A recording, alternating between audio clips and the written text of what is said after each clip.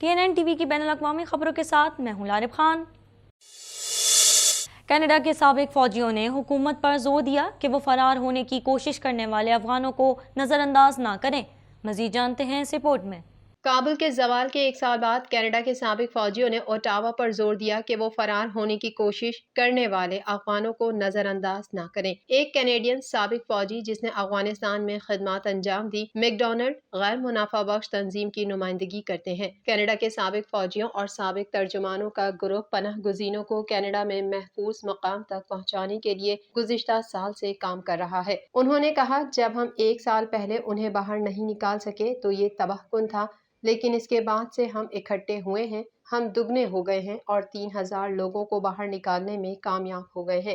لیکن یہ ایک سست اور خطرناک عمل رہا ہے جب ان مہاجرین کو پاسپورٹ حاصل کرنے کے لیے طالبان سے گزرنا پڑتا ہے۔ میک ڈونلڈ نے کہا، یہ لوگ جنہوں نے کینیڈا کی مدد کی ہے انہیں اب کھڑے ہو کر طالبان کے زیر کنٹرول دفتر میں جانا ہوگا اور اپنا نام اور پتہ اور اپنے بچوں کی تاریخ پیدائش دینا ہوگی۔ یہ کرنا بہت خطرناک چیز ہے۔ کینیڈا نے ابتدائی طور پر 40,000 افغان پناہ گزینوں کو کینیڈا لانے کا عہد کیا، ان افغانیوں پر توجہ مرکوز کرتے ہوئے جنہیں کینیڈین حکومت اور فوج نے ملازمت دی تھی۔ آج تک وفاقی حکومت کا کہنا ہے کہ اس نے 17,300 کا خیر مقدم کیا ہے۔ وزیر امیگریشن کے ترجمان نے کہا کہ افغان مہاجرین کے لیے کینیڈا کا منصوبہ دنیا کے سب سے بڑے پروگراموں میں سے ایک ہے، لیکن وفاقی حکومت کو ان افغانوں کی مدد کے لیے مزید کچھ نہ کرنے پر تنقید کا نشانہ بنایا گیا، جنہوں نے نیٹو کی قیادت میں کینیڈا کی مدد کی تھی اور اب مغربی ممالک سے تعلقات کی وجہ سے طالبان کے ہاتھوں مارے جانے کا خطرہ ہے۔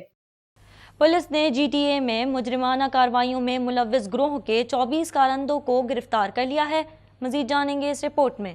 پولیس نے GTA میں مجرمانہ کارروائیوں میں ملوث گروہ کے 24 کارندوں کو گرفتار کر لیا ہے۔ پیل ریجنل پولیس کا کہنا ہے کہ پورے گریٹر ٹورنٹو ایریا میں ٹریکٹر ٹریلر کارگو کی چوری اور دیگر پر تشدد مجرمانہ کارروائیوں کے لیے مبینہ طور پر ذمہ دار ایک جرائم گروہ کے سلسلے میں 24 افراد کو گرفتار کیا گیا ہے۔ پولیس نے 2022 کے اوائل میں پیل ریجن اور GTA میں کام کرنے والے ایک منظم مجرمانہ گروہ کے بارے میں تفتیش شروع کی، جس کے لیے criminal intelligence service Ontario department سے فنڈنگ کے ذریعے ایک خصوصی پروجیکٹ ٹیم بنائی گئی۔ پولیس کی جانب سے جاری بیان میں کہا گیا ہے کہ مشتبہ افراد نے پورے جنوبی آنٹیریو میں اراکین کو بھرتی کرنے اور مجرمانہ کارروائیوں کے ارتکاب کے لیے تشدد، دھمکی اور مالی انعام کا استعمال کیا۔ یہ گروپ ہتھیاروں کی متعدد وارداتوں، کارگو کی چوری اور منشیات کی اسمگلنگ کے لیے ذمہ دار سمجھا جاتا ہے۔ پولیس نے بتایا کہ تحقیقات کے نتیجے میں گروپ سے مشتبہ تعلق رکھنے والے 24 افراد کو گرفتار کیا گیا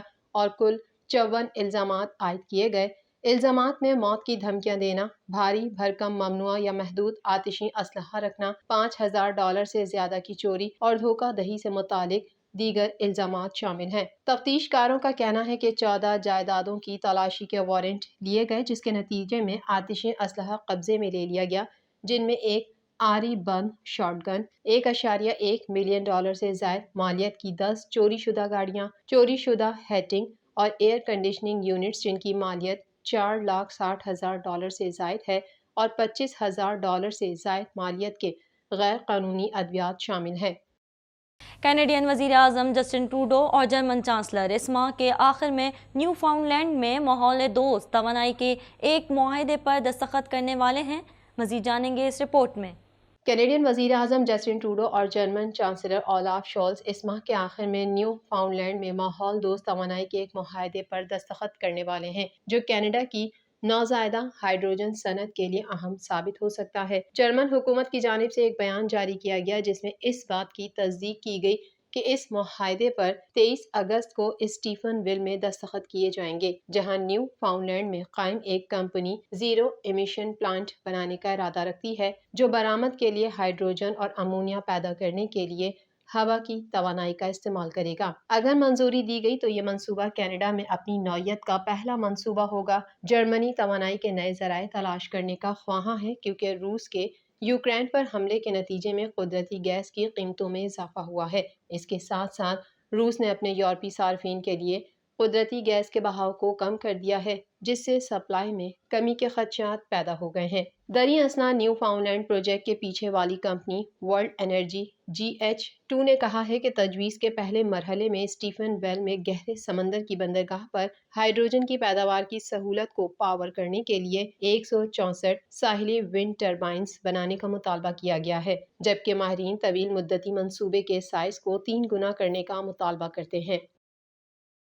امریکی ایوان نمائندگان کی اسپیکر نینسی پیلوسی کے متنازع دورے کے بعد امریکی قانون سازوں کا ایک اور وفد تائیوان کا غیر اعلانیہ دورہ کر رہا ہے۔ مزید احوال اس رپورٹ میں۔ امریکی ایوان نمائندگان کی اسپیکر نینسی پیلوسی کے متنازع دورے کے بعد امریکی قانون سازوں کا ایک اور وفد تائیوان کا غیر اعلانیہ دورہ کر رہا ہے۔ میڈیا رپورٹ کے مطابق امریکی کانگریس کا 5 رکنی وفد تائیوان پہنچا، جہاں انہوں نے صدر سائی ان وین سے تائپے میں ملاقات کی۔ امریکہ نے اس دورے کو تائیوان کے لیے اپنی حمایت کی مزید توثیق قرار دیا گیا ہے، جبکہ تائیوان کی وزارت خارجہ کے مطابق یہ دورہ تائیوان اور امریکہ کے مابین گرم جوشی تعلقات کی واضح علامت ہے۔ تائیوان کی صدر اور وزیر خارجہ نے امریکی ایوان کانگریس کے وفد کو دورے کی دعوت دی تھی، لیکن ان رہنماؤں کے مابین ہونے والی ملاقات کی تفصیلات جاری نہیں کی گئیں۔ واضح رہے کہ 2 ہفتے قبل امریکی ایوان نمائندگان کی اسپیکر نینسی پیلوسی نے بھی تائیوان کا دورہ کیا تھا، جس کے بعد چین کی جانب سے شدید رد عمل سامنے آیا تھا، اور تائیوان کے گرد بڑے پیمانے پر فوجی مشقیں بھی چینی رد عمل ہی کا حصہ تھا، جو تاحال جاری ہیں۔ چین نے نینسی پیلوسی کے دورے سے قبل وارننگ دی تھی۔ چین کی جانب سے کہا گیا تھا کہ اگر امریکی ایوان نمائندگان کی اسپیکر نے تائیوان کا دورہ کیا تو فوج کو متحرک کر دے گا۔ افغانستان میں طالبان حکومت نے 15 اگست کو عام تعطیل اور اس دن کو یوم فتح کے طور پر منانے کا اعلان کیا ہے۔ گزشتہ سال امریکی افواج کے انخلا کے بعد طالبان نے 15 اگست 2021 کو افغان دارالحکومت کابل پر دوبارہ قبضہ کر لیا تھا۔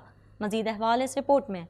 افغانستان میں طالبان کے اقتدار کا 1 سال مکمل ہونے پر 15 اگست کو عام تعطیل کا اعلان کر دیا گیا۔ مقامی میڈیا کے مطابق طالبان حکومت نے 15 اگست کو عام تعطیل اور اس دن کو یوم فتح کے طور پر منانے کا اعلان کیا ہے۔ گزشتہ سال امریکی افواج کے انخلا کے بعد طالبان نے 15 اگست 2021 کو افغان دارالحکومت کابل پر دوبارہ قبضہ کر لیا تھا۔ حکام نے ابھی تک 1 سال مکمل ہونے کی سالگرہ کے موقع پر کسی سرکاری تقریبات کا اعلان نہیں کیا ہے۔ تاہم طالبان کے ایک مقامی کمانڈر نے مقامی افغان میڈیا سے گفتگو میں بتایا کہ اس فیصلے کی توثیق امیر ہیبت اللہ سے لی جائے گی اور پھر باضابطہ اعلان کیا جائے گا۔ یاد رہے کہ طالبان نے گزشتہ برس 15 اگست کو افغانستان کے آخری معرکے کابل کو بھی فتح کر کے اپنی حکومت کے قیام کا اعلان کیا تھا۔ اسی دن اس وقت کے صدر اشرف غنی بغیر کسی کو بتائے ملک سے فرار ہو گئے تھے، جبکہ افغان فوج نے معمولی سی بھی مزاحمت نہیں کی تھی۔ پنجشیر میں تاحال طالبان مکمل طور پر اقتدار میں نہ آ سکے ہیں۔ افغانستان میں طالبان امیر کی جانب سے نامزد کردہ عبوری کابینہ امور مملکت چلا رہی ہے اور تاحال خواتین کی ملازمتوں اور لڑکیوں کی تعلیم پر پابندی عائد ہے، جبکہ ابھی تک کسی ملک نے طالبان حکومت کو تسلیم نہیں کیا ہے۔ TNN ٹی وی کی نیوز بلیٹن سے فی الوقت اتنا ہی۔ مزید خبروں اور اپڈیٹس کے لیے دیکھتے رہیے TNN ٹی وی۔